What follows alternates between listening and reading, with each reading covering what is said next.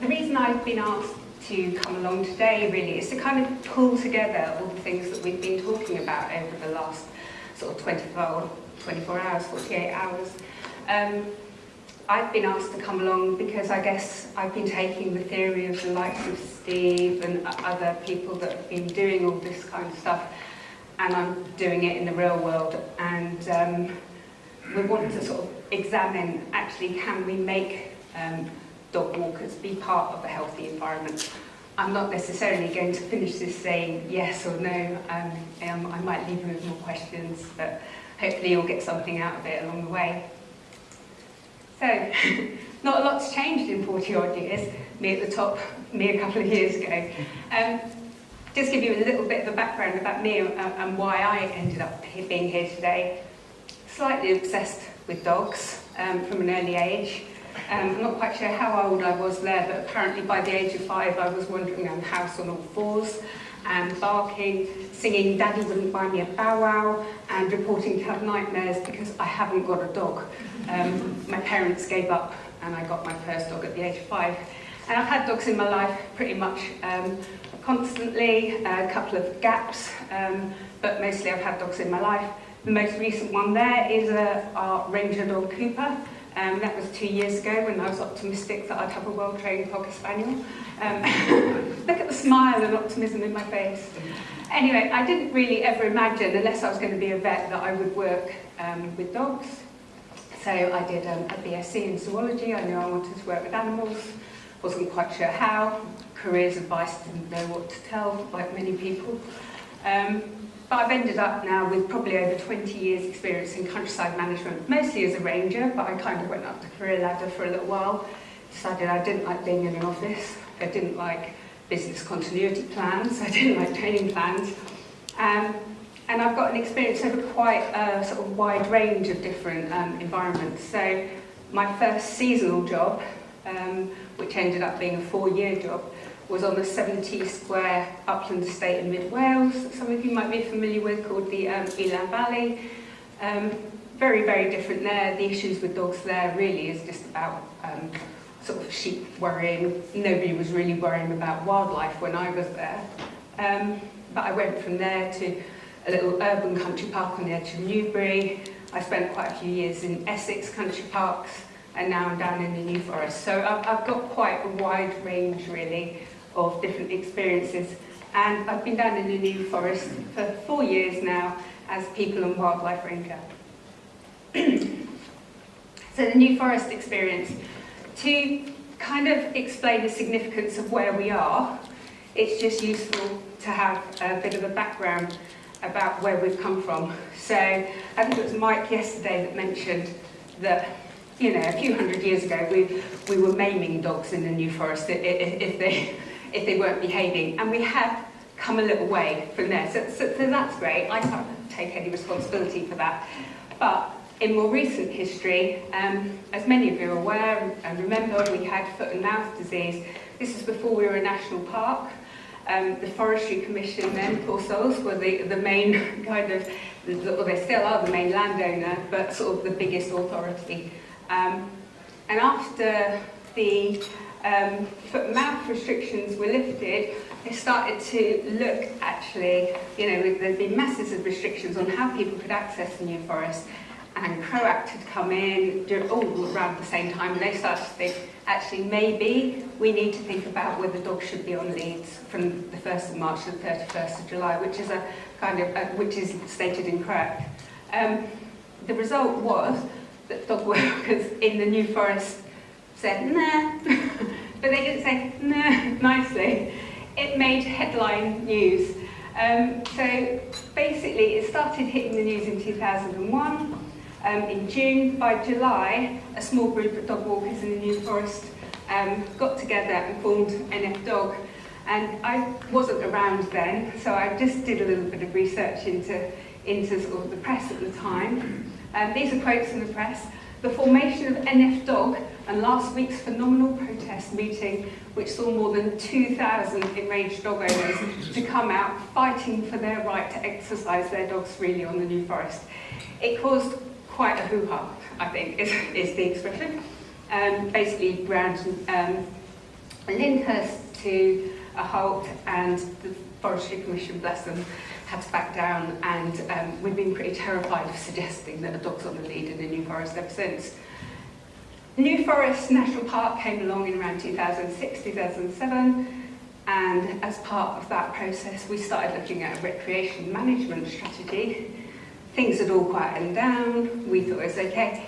Somebody suggested that dog walkers in the New Forest might have some restrictions, and the suggestion was, and it was only a suggestion at consultation phase, that we would look at car parks and whether there were some car parks in more sensitive areas that should either maybe be dog free or certainly have more restrictions.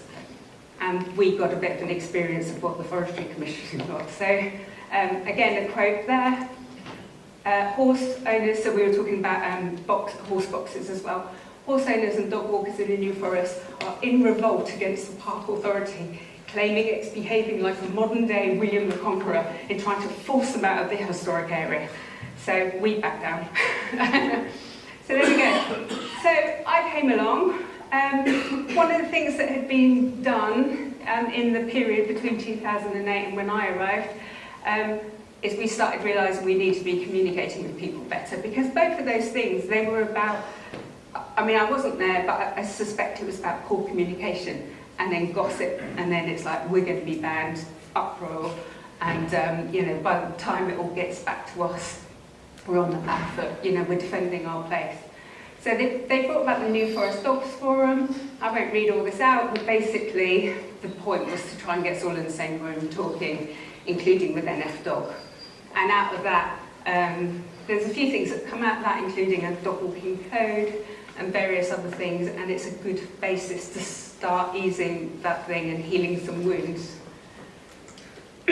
So when I started, so my post, just to give you a bit of understanding about the post, it is People and Wildlife Ranger. It's funded by planning mitigation money to basically reduce the impact of recreational pressure of new people moving into the area on our SPA species, which are all ground nesting birds. So when I started, the dog walking code was in place, but I think we were talking yesterday about they were making the assumptions that dog walkers don't care about wildlife. So we were doing leaflets like this, laying low about ground nesting birds, thinking actually if we told dog walkers about ground nesting birds, they will change their behaviour. So one of the first things I did after going to a course down, I went to a seminar down at Dorset Dogs, which is a really good example. I think Steve mentioned them yesterday. Steve was at that conference.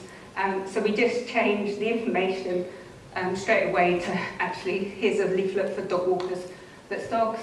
So we were losing opportunities to actually engage with the people we wanted to. And of course we've spent hours, so many meetings talking about words that are in the dog walking code, that are on leaflets. Every year we re-debate close control, effective control, all these things. In actual fact, this is our main sign.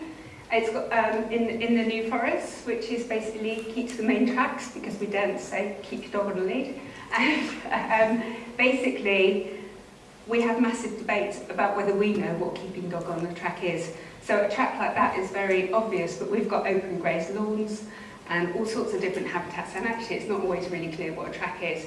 So we're asking people to do a lot of things that we can't actually really define. So we started to build up. I was very lucky. I was given the opportunity to kind of develop my role, and I was very lucky. I was approached by a dog walking and training company that was based in the New Forest that are actually quite forward thinking. They realise how lucky they are that they've got access to New Forest. And they know that if dog walkers go out there and wreck it for everyone, that could change overnight. So all the puppies that they have going through, they wanted to get that message. So they invited me to go along to puppy classes. And I said to my boss, can I go to puppy classes? And she said, no, because you'll have too much fun and you'll stroke puppies. You can go if you don't stroke a puppy. So I go and do stroke lots of puppies, but the good thing is, I talk to the dog owners that are in that receptive mode. They're going along to training classes. They're already wanting to learn. They're kind of, I'm getting them early. And I just do it in a really nice kind of way. I stay for the whole hour, get to know them, and start to break down those barriers that were formed in that they see somebody in uniform and I'm not there to tell them off. So I've kind of changed how I talk to them over things, but basically give them those messages of, actually when you finish this class and you get out there, it's a big scary world for your dog, and actually if you do all these things to keep your dog safe, then that would be great, and actually the wildlife really benefits too. As I say, so it's building those relationships, but actually there's only a small percentage of people that are going to those classes, so I am catching a good group, but not everybody. So we're going out and about as well. So many of you, I know South Downs have got a similar thing. This is a transit van that's kind of converted into a big mobile unit, and we go out and we turn up in car parks and do various things. We've tried dog events of various descriptions. We have done something like a dog show a couple of times because that really gets the numbers in. But in actual fact, we found that doing dog shows, people were very focused on getting there and having their dog shown, and actually weren't really interested in any of the other messages, and they weren't really learning any behaviours. So we don't go down the dog show route now. We've sort of changed that a bit, but it was worth giving a go. You certainly get the numbers in, but whether you get any messages across.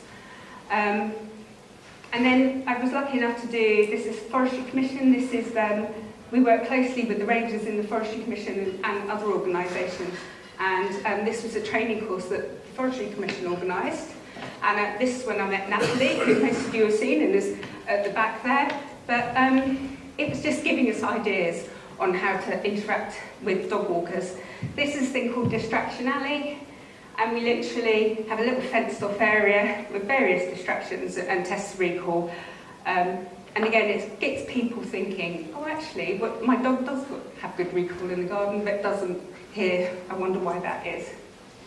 And again, it's all about the friendly approach. It's not about shaming them. You know, a few people are very hesitant at first, going, oh, I don't think my dog's going to be any good. It's like, it's okay. You know, we're not here to judge you. It's fine. And they get I walk my dog responsibly, rosette regardless. But what we realised was that actually we were saying your dog's getting distracted, but we weren't going that next step. I had a chat with Natalie. Sorry, Natalie features a lot in my thing. Here she is here. So this is the first kind of walking thing we did. This was Waggy Tails Walk. And with this, we kind of combined a dog walk. It was part of our dog walking festival, well actually our walking festival, and the whole point about it really was it was a dog walk that wasn't about walking. So we were out for 2 hours on a really quite a short little circular route, but we just stopped and did little activities with those dogs on the way. We introduced the idea of having your dog on a long line if you didn't feel that you could control it. And we kind of did a bit of a double act. I'd do a bit of stuff about wildlife, if it was appropriate, or why we were doing that particular activity, and then Nat would introduce the activity, and it worked really well. And what we found was that we could start talking to people, the very people that say to us, but I've got a Springer Spaniel, and it needs to run around, or a Cocker Spaniel, it needs to run around for 2 hours a day off the lead. And actually you get an expert like Nat that comes in and says, well actually, your dog's just going to run around to get really fit, but you're not using its brain. And we started to sort of talk about scent work and getting the dog using its brain and getting all those things and challenging those perceptions. If all else fails, at this point I thought, I've got this. I do some dog training now. I'm going to get a new dog. My dog's going to be the one. I am the person that's going to have a Cocker Spaniel that doesn't do any of this because I hang out with dog trainers and I know what I'm doing. There you go, puppy class. Second lot of puppy class because he kind of was a challenge. I think is the thing. He's got certificates. He's got his own website where he's got social media. So he's active on Twitter when he gets his PA to be active on Twitter. We do positive messages, but in a nice kind of fun, friendly way. There's like a dicky bag thing there, we've taken part in, because I live in South Downs, there's been pictures of Cooper and Kelly with their Take the Lead sort of hashtag. You know, we try and do it, but in a really non-judgmental way. But we've learned our mistakes along the way. I put something in there once about long lines over flexi leads and had a good old trolling session. So do be careful once you go down that kind of dog training route. It's a bit of a minefield. Again, South Downs, Heathlands Reunited, so we carried on going out and looking at best practice elsewhere. Surprise, surprise, here's Nat, now working for the South Downs. It's like the Nat appreciation slideshow. Took Cooper along to this. This is an event called Meet the Cattle, and it's not actually about taking your dog up to a cow and saying, so, look, we can be friends, but it's about those safe interactions. Now, luckily, Cooper's been brought up in the New Forest with cattle and ponies and has been absolutely fine the whole way through.